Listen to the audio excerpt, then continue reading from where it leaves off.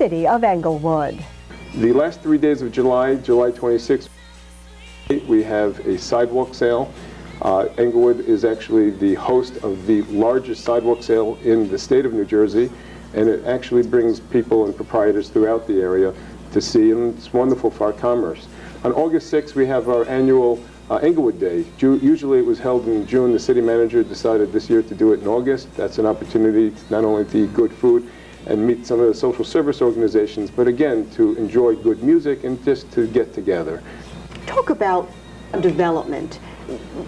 This is a question and a concern not just for the city of Englewood, not just for Bergen County, although I think it is particularly crucial here in Bergen County, but I think for the entire state of New Jersey. With regard to development, it has to be done comprehensively. You have to make sure that it's appropriate to the different corridors of the city. That is an example of one of the things that you have to do, to respect trees and the environment and make sure that you have enough of an infrastructure to invite people to the other projects. And also to make sure that we are accommodating the costs that development brings into our community. If you develop projects that are going to bring families, well, those families are going to have children that will go to schools, will need, God forbid, fire, police, ambulance services, and that will put wear and tear on our roads and our vehicles. Those things have to be looked at constantly.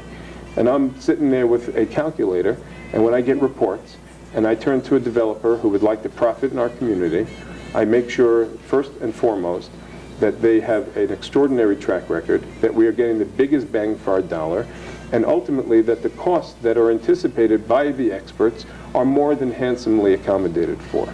It is very important that someone has a vision for a town, but then of course there can be conflicting visions, as you mentioned, maybe between government leaders and developers. The question is, what kind of city do we want? Now, all of this development is wonderful and great, but if it's not keeping the minority businesses in our community, then it really serves no value, because we want to keep that diversity.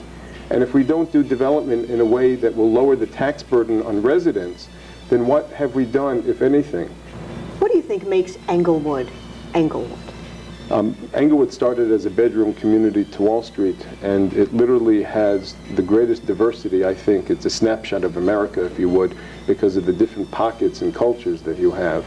And it's our challenge to make sure, as we develop the different corridors and prepare ourselves for the next decade, that we do it not only with a vision, but in a way that doesn't impede on the residential character of the community. You have extraordinary architecture throughout all 4 wards of the city.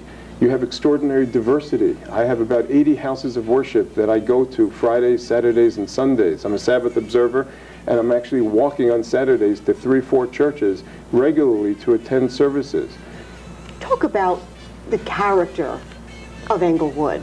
And I have the privilege of having an extraordinary professionals in the police, the fire, the ambulance service, people who have grown up and lived in the community, whose parents lived in the community. When there's something on the street, this mayor and other officials actually physically pick it up ourselves because we feel a personal proprietorship, if you would, to the city's future.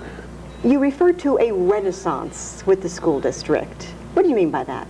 The Dwight Morrow High School and the academies are bridging the divides that we all read about months ago. And I have to tell you that we're very encouraged, not only with the grades, but the progress and the extreme care that the superintendent and the teachers are giving the students. So you see that as a real renaissance? Oh, it's got to be part and parcel. You can't bring development like you see in Englewood and increase the commerce without looking at the schools. First of all, the future mayors and the future leaders of our nation, forget our city, are coming from those schools, and everybody in this country is entitled to an opportunity and a better bite at the apple. And the schools are just as important to making sure that we have stable taxes and better quality of life as our developers. Englewood Mayor Michael Wiles, thank you so much for stopping by today to talk more about the city of Englewood. My privilege. It's my passion. It's my favorite city. You can find out more about what's happening in Englewood by logging on to the mayor's website at www.michaelwiles.com. This weekend's high temperatures didn't stop some folks from guilty. Jarrell Bardot's attorney entered his plea in State Superior Court in Hackensack. The 21-year-old Englewood resident is accused of shooting his 24-year-old neighbor, Jason